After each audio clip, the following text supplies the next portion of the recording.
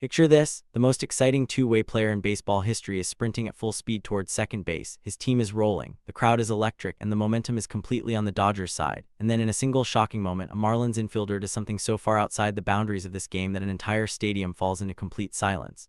Not because of a great defensive play, not because of a momentum-shifting strikeout, but because Shohei Ohtani, the most valuable and most watched player in Major League Baseball, just hit the dirt after being physically struck by Xavier Edwards. That one moment changed the entire narrative of Game 1 between the LA Dodgers and the Miami Marlins, and the shockwaves it sent across the MLB world are still being felt today. Before getting to that moment, it is important to understand just how well this game started, because the contrast between that strong opening and what followed makes the incident even more significant. Yoshinobu Yamamoto took the mound for the Dodgers in the first inning and was nothing short of surgical in his execution. He faced 3 Marlins batters and he retired all 3 in order, allowing 0 runners to reach base. That is the kind of clean, commanding opening inning that sets the tone for an entire ballgame. It does not just protect a scoreless game, it shifts the psychological energy entirely toward the offense. The Dodgers' dugout was energized, the lineup was ready, and the crowd was fully behind the team from the very first pitch. Leading off for the Dodgers, Shohei Ohtani stepped into the batter's box and immediately demonstrated why Dave Roberts puts him at the top of the lineup every single game. He picked up Chris Paddock's changeup early in the count, read the pitch accurately, and drove a clean single to right field to reach base safely. That is not a routine or forgettable play. Ohtani reaching base as the leadoff hitter in the first inning immediately forces the opposing team to operate under pressure.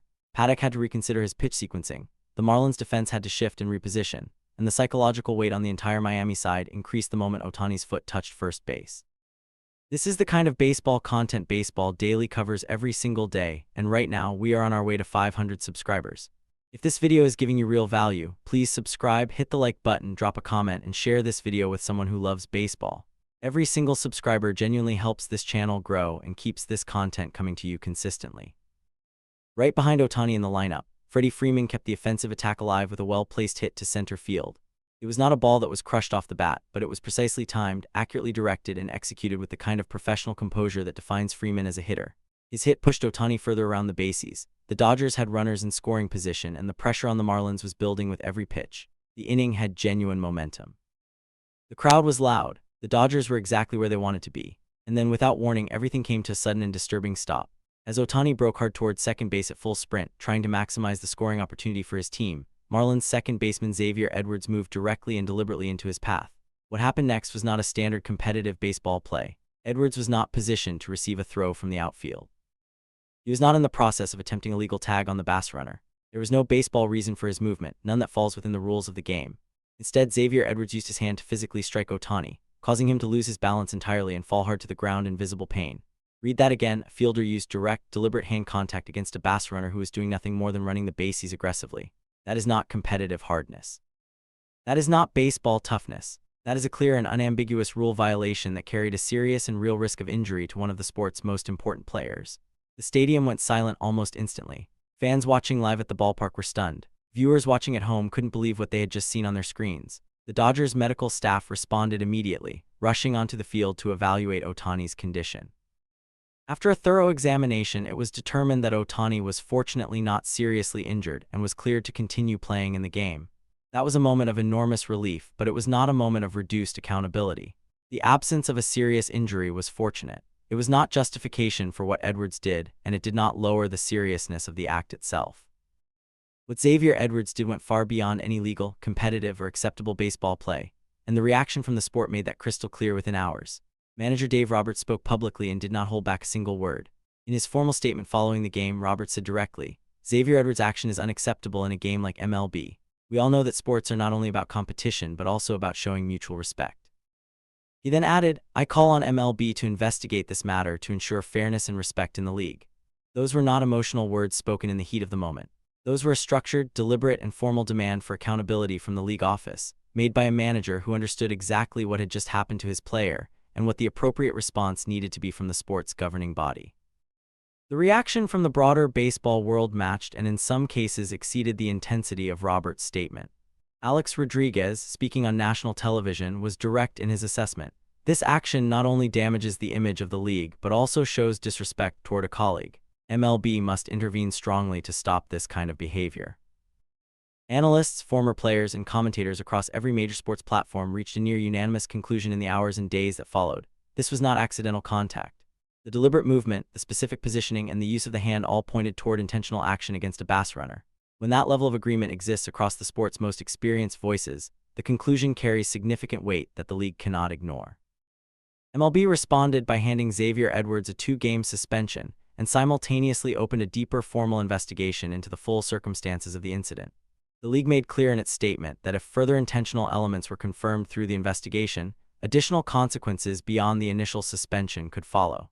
The reaction to that punishment was immediate and largely critical. A significant number of analysts, former players, and fans argued publicly that 2 games was a wholly inadequate response to an act of that nature, particularly one directed at Shohei Ohtani, who is not only the face of the franchise but one of the most recognized and valuable players in the history of the sport. That debate around proportionality is ongoing, and it is forcing a broader and necessary conversation about exactly how MLB protects its players during live game action on the base paths. Despite everything that had just unfolded on that field, the strike, the fall, the medical evaluation, the outrage, the formal statements, the Los Angeles Dodgers did not lose their composure or their competitive focus. Teoscar Hernandez stepped into the batter's box in the moments after the controversy and delivered a precise, well-executed single to center field. 2 runners scored on the play. The Dodgers took a commanding 2-0 lead. That sequence of events, a shocking and violent incident, followed immediately by a clutch professional game-changing hit, says something significant about the character and mental toughness of that Dodgers roster. They refocused under pressure, and they produced exactly when it mattered. Beyond the incident itself and its immediate aftermath, manager Dave Roberts revealed substantial and strategically significant details about how the Dodgers organization plans to manage and deploy Shohei Ohtani during the upcoming stretch of the season. The team is actively and seriously considering having Ohtani focus exclusively on pitching in his next start against the Marlins, rather than carrying out his usual responsibilities as a 2-way player in the same game. For full context, Ohtani has performed in both roles, pitcher and hitter, during the same game for virtually his entire MLB career. The fact that the Dodgers coaching staff is now formally weighing a split-role approach is a clear signal that the organization is prioritizing long-term physical management over the short-term lineup value that Ohtani provides when he bats. The scheduling details surrounding his next appearance add a further layer of complexity to the decision. Ohtani's upcoming start is expected to come on a 5-day rest cycle, a considerably tighter turnaround than the extended rest periods the Dodgers had typically built into his schedule between pitching appearances in order to reduce physical strain and maintain his durability. This would mark the first time since late June of last year that Ohtani has operated on a standard 5-day pitching rotation during the regular season.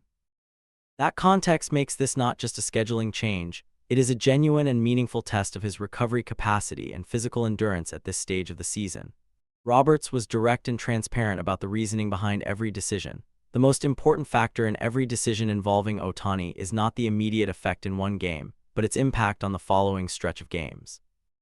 Even with all of these adjustments under consideration, Roberts confirmed clearly that if Ohtani does appear in the lineup as a batter, he will remain firmly in the leadoff position because his ability to set the offensive tempo from the top of the order remains irreplaceable regardless of his current form.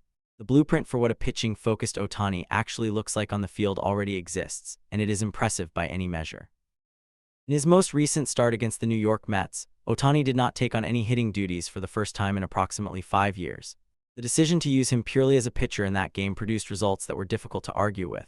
Over 6 full innings on the mound, he allowed just 2 hits and 1 run, numbers that reflect near-complete dominance against a competitive major league lineup. Most strikingly, he recorded 10 strikeouts, demonstrating that Mets hitters had no consistent answers for the combination of pitch velocity, movement, and location that Ohtani was bringing to every single at-bat throughout the game. His arsenal in that outing, a high-velocity fastball paired with a sharp slider and a diving splitter, was deployed with exceptional precision and effectiveness, repeatedly keeping opposing batters completely off balance and on the defensive from the first pitch to the last. That performance against the Mets was not simply a strong statistical line. It carried deep tactical meaning for how the Dodgers organization thinks about Ohtani's value and his optimal usage. When he operates as a pure pitcher, fully focused on the mound without dividing his preparation and energy between 2 demanding roles, Ohtani does not just perform well, he performs at a level that very few pitchers anywhere in Major League Baseball can consistently match. The coaching staff now has clear, concrete, recent evidence that separating the 2 roles in specific situations can elevate his mound performance to a genuinely dominant level. That is not a compromise or a limitation. It is a strategic tool that Roberts and the Dodgers can deploy deliberately and intelligently depending on the opponent, the game context, and Ohtani's physical condition at any given point in the season.